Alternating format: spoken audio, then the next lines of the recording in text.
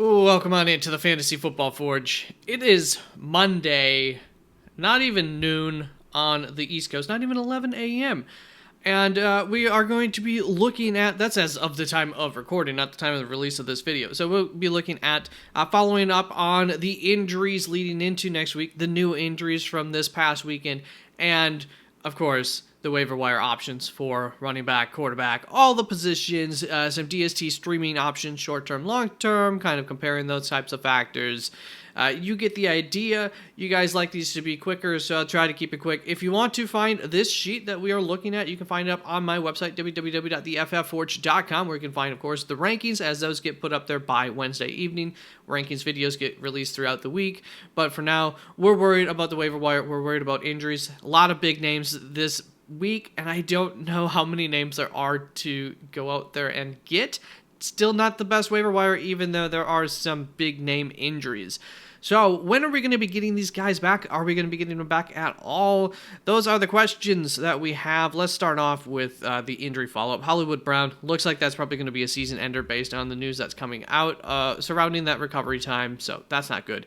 Puka Nacua, the newest report came out. Week 9 is the expectation for when he'll be returning, so that's, a while. Christian McCaffrey, looks like 6 weeks or more was the most recent timeline. I'm putting 5 weeks on this, but yeah, I think the timeline's very fluid, ultimately, and I think that the fear, the concern is that it's going to be longer than not. So I'm just going to put him until we know further, get an even better report. I'm planning on moving that to week at the 5-week mark if we don't know anything else.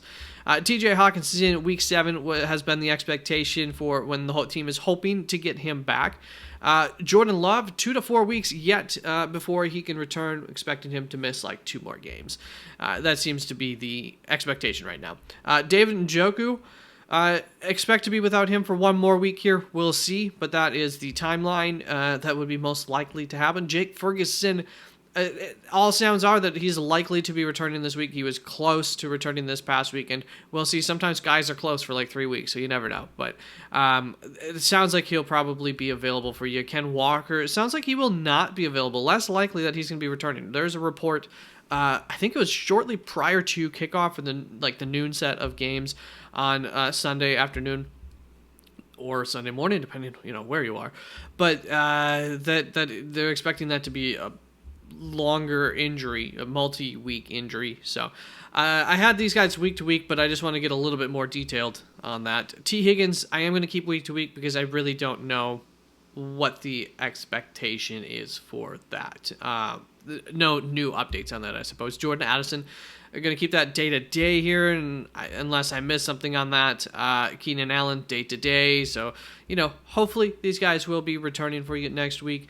And Josh Downs, I've got questionable. He sounded like he was very, very close to returning and just didn't quite return. It's going to bring us on to the week 2 injuries. And so there we go. Starting off with the biggest name here, Cooper Kupp, ankle injury. Took him out pretty quickly, so that's where some of these timelines are more cemented to me. I'm expecting a minimum of 2 weeks missed, and obviously could be longer, could be much longer. But week to week after 2 weeks will be, until we know further, the expectation there. Not great, but could be worse. Isaiah Pacheco is worse. He's going to be, the expectation is he'll be going on IR. He had a fractured fibula this last weekend. 6 weeks is the normal time for bone recovery. Fibula, you could probably maybe get away with like 5 weeks. We'll see on that, but I would be expecting like 6 weeks. Joe Mixon is expected to miss some time with an ankle injury. It doesn't look great. I lean towards this 2+ weeks timeline, but we haven't heard anything more about that injury yet as of recording. I'm sure that'll come out today. Which reminds me, I will put out updates to this throughout Tuesday afternoon of anything. Okay, so this sheet does get updated throughout the week if there's any big updates in terms of timeline news or new injuries that I know that I'm going to want to track that seem like that player's going to be missing this weekend. Then in those instances, I do update this sheet. Sometimes if there's a big change to the waiver wire guys, I will update a name in there. But You can find this once again up on the website. Also, though, down in the comments, I also do some just of the quicker updates, anything that I might have missed that has changed from news that comes out throughout, especially today on Monday for some of these where we really don't know.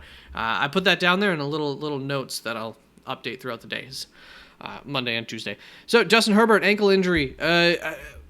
We're kind of, I don't know, on pins and needles a little bit with this. It didn't sound like it's a sure thing that he's fine. He did finish the game, so that's always promising, but that does not always mean that they're not going to miss the next week or more.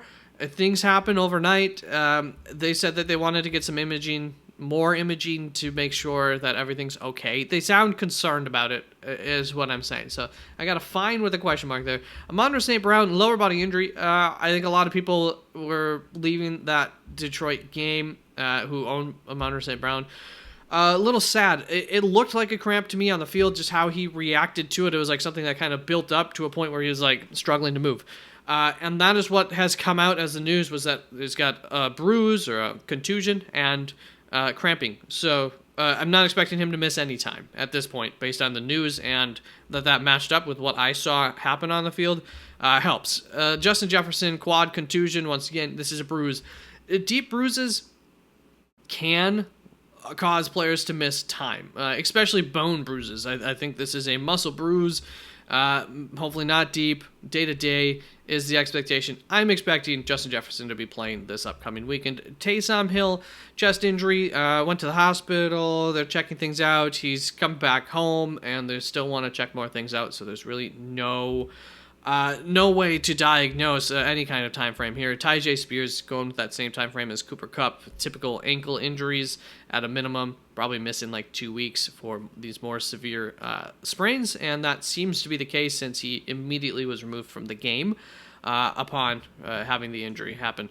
So that's going to bring us on to the waiver wire options for this upcoming week 2 of the fantasy football season. And we're going to start right off the bat here with quarterbacks. And Geno Smith is my number one waiver wire quarterback this week. Going up against Miami, maybe not the highest upside. I would say Derek Carr maybe has the higher upside there if you're looking for upside between the two. Then he's got Detroit and the New York Giants. So this is a little bit looking long-term here for Geno Smith if you maybe were relying upon a...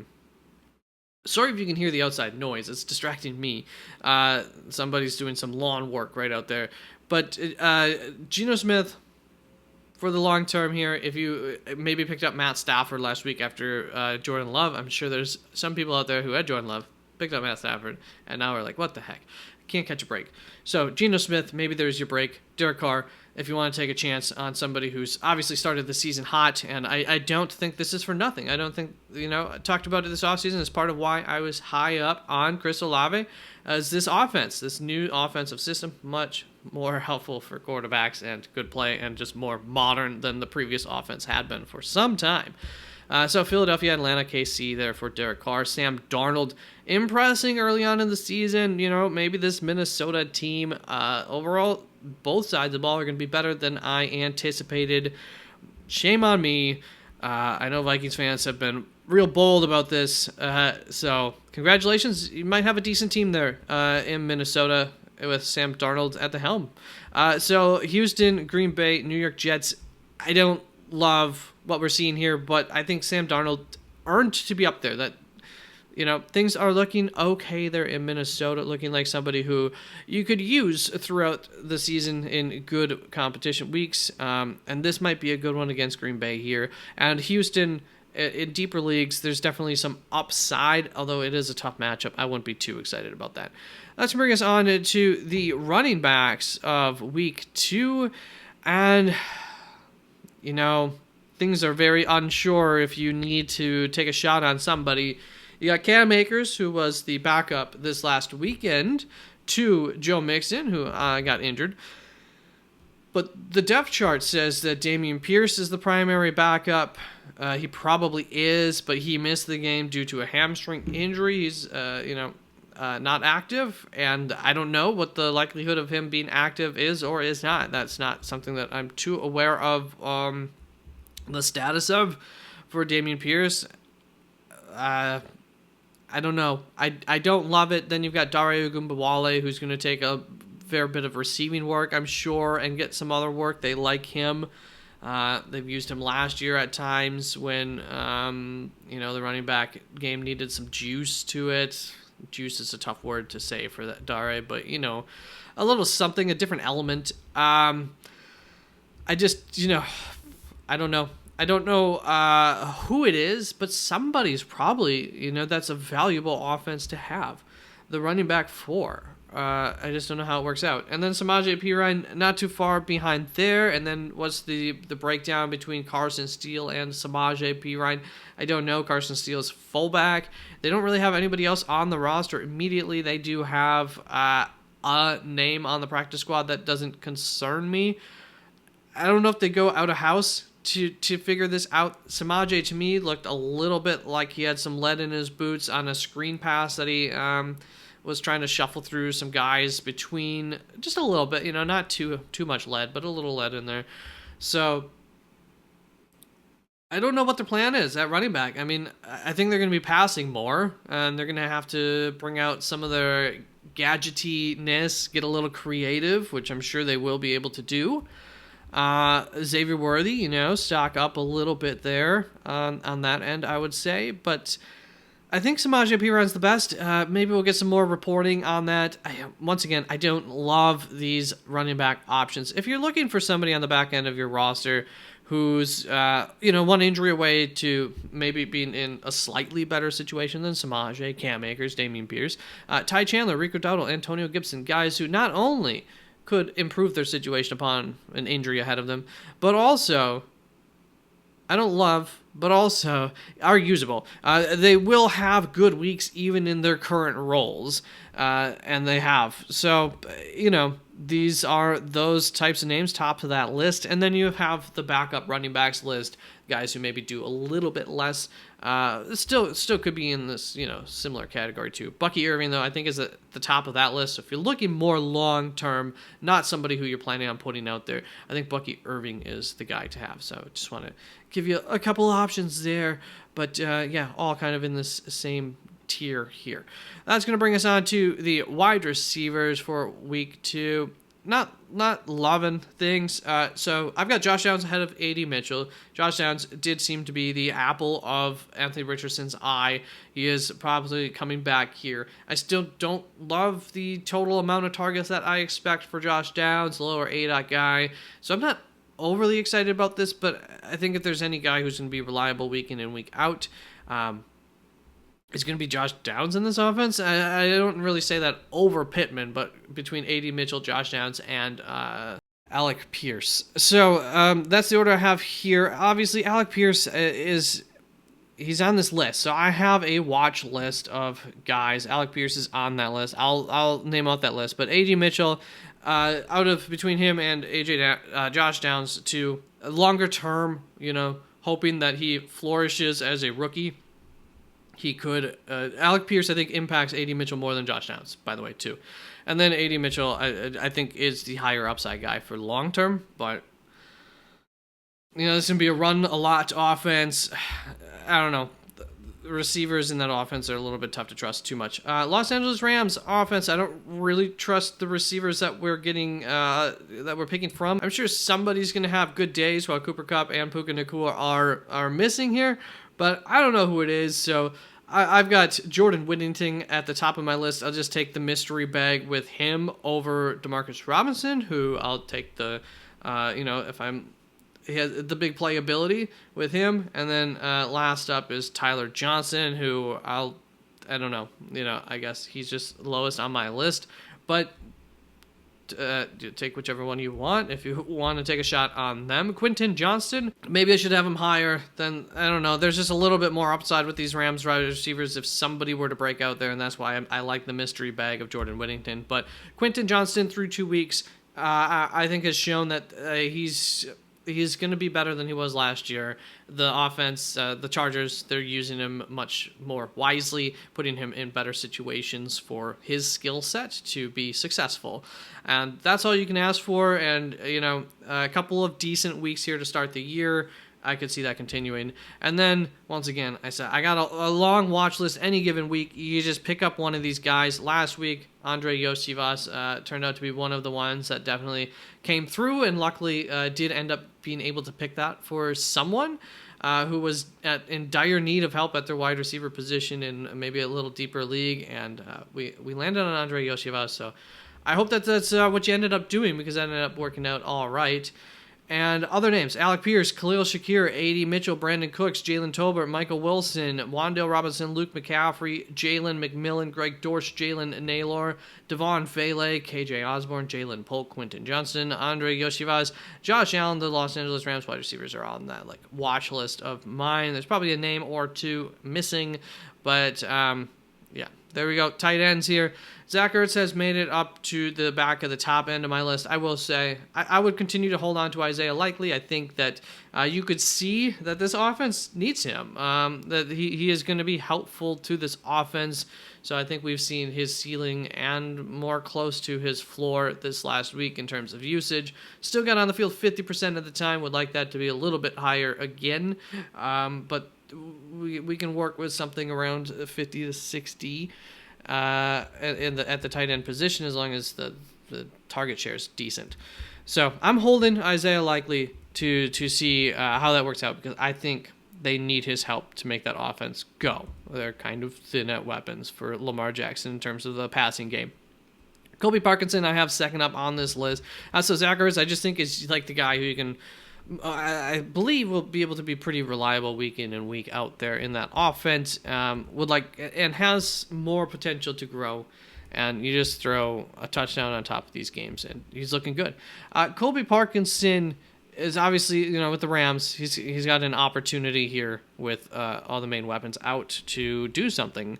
I don't know if he'll come through for you or not, but the opportunity is there. Tucker Kraft, if you're looking for somebody to a tight end 2 to just hold on to that has some upside. Once Jordan Love comes back, he seems to be the tight end 1 there in Green Bay, and there's definite upside to that. And then Hunter Henry, if you're looking for something now, I don't want to bite too hard on one big week. We've been there, we've seen this, we've done it before, and a lot of times he's followed up with 0 points, or he does 2 weeks, and then he does 3 weeks of 0 points before he blows up again once everybody has dropped him after they got 2 weeks of nothing from him. This is the experience that is Hunter Henry. I will say this is a slightly different offense, different quarterback, etc. there, so could be a different outcome. Definitely got a lot of targets, so nothing to ignore, which is why he's on the list here if you need somebody now. There you go. That's to bring us on to this week's DST streaming options, and if you're looking for a little bit more than just streamers, here you go. I've got a couple names for you. Las Vegas Raiders. Look at that. We got Carolina, so they're a great streamer, top of the streamer list. And then we've got Cleveland and Denver right behind that. This Las Vegas Raiders defense looked much more like I thought that it would. My sleeper defense of the offseason in week 2. And I'm looking for that to continue. And I was happy to see that after a very disappointing week 1. Now we just need that offense to find its running attack. And a good defense will go a long ways towards allowing that to happen. Trust me. So, I might have to make somebody my sleeper there at running back. Oh, God. Against Carolina. All right, Chicago Bears going up against Indianapolis. I do think that's sneaky upside. We just saw the Green Bay defense do good against them, do well. And Chicago Bears defense is... we just saw them do very well against Houston. And that is no joke of an offense to do very well against. And then after that, we've got the Los Angeles Rams and the Carolina Panthers. So even if you don't trust this, look a little bit long-term here, too. Some good matchups coming up for Chicago. Seattle Seahawks, Buffalo Bills, I think solid teams to stream this week. Seattle Seahawks going up against the Miami Dolphins, and the Buffalo Bills going up against the Jacksonville Jaguars. So there we go. Buffalo Bills had a great week this last week. If you didn't catch that, of course, they were sitting on my bench. Sat them for Jacksonville. God dang it. All right, guys, that is the fantasy experience as we know it and love it. Just making the wrong. And I sat Daniel Carlson to pick up a different kicker, looking for more upside. Boswell, it's not like you did bad. I think he got me 9 points, but Carlson did better. Just not making the right calls at special teams here in week 2. All right, guys, you take care. I love you. Bye. I'll be out with the rankings videos in no time.